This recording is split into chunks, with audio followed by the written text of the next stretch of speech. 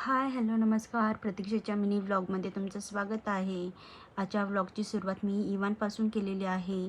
त्याला कपडे घातले, नानप्रोचा त्याचा मिल्क पावडर मी त्याच्या डब्यामध्ये फिल केला. त्यानंतर त्याच्या हिरड्या खूप सळसळ करतात आहे, त्यासाठी त्याच्या आजोबांनी तिथर घेऊन आलं आहे सिलिकॉनचं. तो खूप एन्जॉय करतो, चावतो त्याला.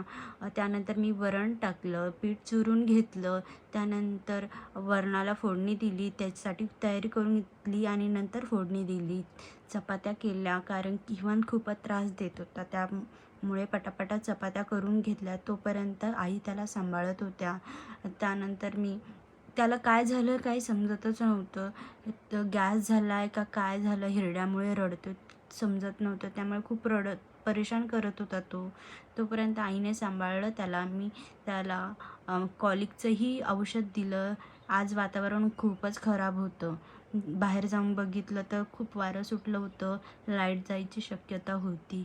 आईंना तांदूळ कुंद्र्याची भाजी खायची होती, त्यासाठी मी आईंसाठी ती भाजीसुद्धा बनवली. पटापटा स्वयंपाक आवरून घेतला.